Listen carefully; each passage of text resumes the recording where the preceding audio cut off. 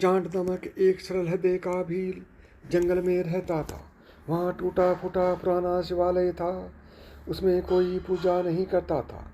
चांद उस मूर्ति को उठाकर अपने घर ले आया और किसी से पूछकर जल, चिता, भस्म, बेलपत्र और धतूरे के फूल आदि से श्रद्धापूर्वक भगवान शिव जी की पूजा करने लगा।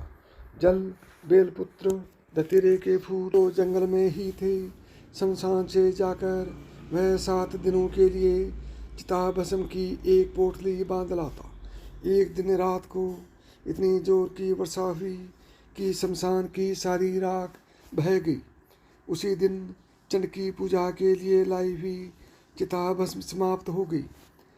उसने बहुत प्रयत्न किया, कोसों भटक आया, पर कहीं चिता की भस्म नहीं मिली।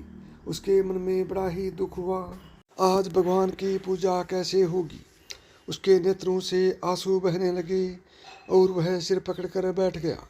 उसकी यह दशा देखकर चंद की पत्नी ने विनय से पूछा, आज आप इतने दुखी क्यों हैं? उसने कहा, क्या बताऊं, मैं बड़ा अभागा हूँ। आज कहीं भी चिता भस्म नहीं मिली। आज भगवान की पूजा कैसे होगी? भला पूजा के बिना मैं जल भी कैसे पी सकता हूँ? आज भगवान बिना पूजा के रहेंगे।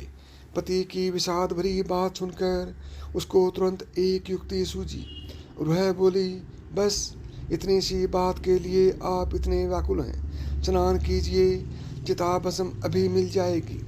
तदंतर वह वहाँ से चल दी और द्वार के सम्मुख थोड़ी दूरी पर एक पीपल का वृक्ष था। वहाँ जाकर उसने मिट्टी की वेदी बनाई और झोंपड़ी का सब सामान निकाल निकाल कर उस वृक्ष के नीचे रखने लगी। पत्नी की इस चेष्टा को देखकर चंद ने पूछा, तुम यह क्या कह रही हो? और वह हक्का बक्का होकर पत्नी की ओर देखने लगा। उसके भी कुछ समझ में नहीं आया। पत्नी बोली, आप जल्दी स्नान करके भगवान को पीपल के नीचे वेदी पर बैठा दें। झोंपड़ी तो दूसरी आज आप संध्या तक बना ही लेंगे। इसमें अग्नि लगाकर मैं जल जाती हूँ। आपके भगवान की पूजा के लिए बहुत दिनों की चिता भस्म हो जाएगी। जिस निरपेक्षता से भील वन पशुओं का आखेट करता था, उसी निरपेक्षता से भीलनी अपने शरीर की आहुति देने की बात कह रही थी, जैसे वह एक साधारण खेल करने जा रही है।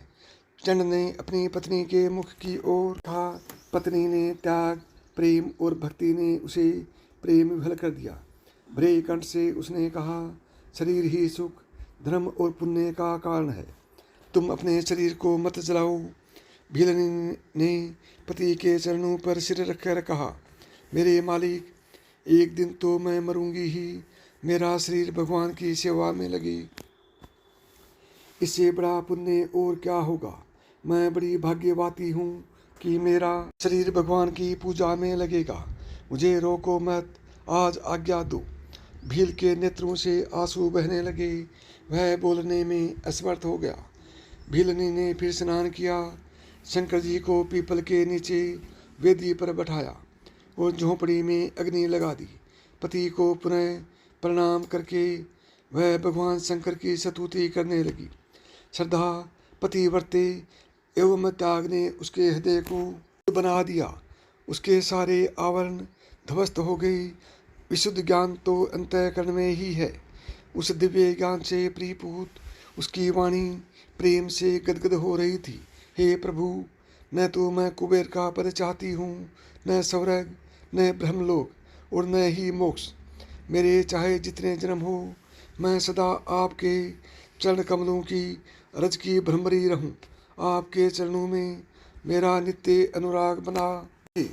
सर्वोच्च वर्ण में जन्म लेने, संपूर्ण शास्त्र विचार में समर्थ होने, विद्या पढ़ने आदि से क्या लाभ? जिसका चित्त आप परमेश्वर की भक्ति में लगा है, उससे अधिक त्रिभुवन में और कौन धन्य है? प्रार्थना करते हुए उसने प्रज्वलित अग्नि में प्रवेश किया।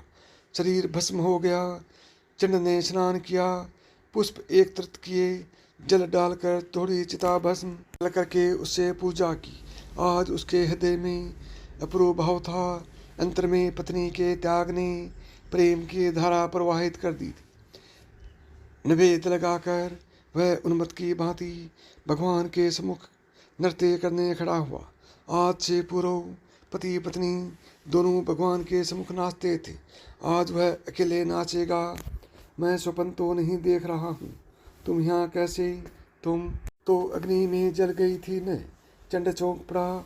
उसने देखा कि उसकी बाईं ओर नित्य की भांति नाचने को उसकी पत्नी खड़ी है। सपना काहे का? आपके सामने आपकी दासी मैं ही खड़ी हूँ। मुझे तो समझ नहीं कि मैं कब आग में जली। भीलनी ने पति की बातों से आश्चर्य प्रकट किया। भील दंपति अभी आश्चर्य से छुटकारा नहीं पा सके थे कि एक दिव्य विमान आकाश से उतरा और भगवान शंकर के एक पार्षद ने दोनों से प्रार्थना की, आप लोग कैलाश पधारे। भगवान गंगाधर आपका स्मरण कर रहे हैं। और आदरपूर्वक दोनों को विमान में बैठाकर शिव पार्षद उन्हें शिवलोक ले गए। प्रेम से बोलो भगवान शिव शंकर जय हो। शिव शंकर शिव शंकर।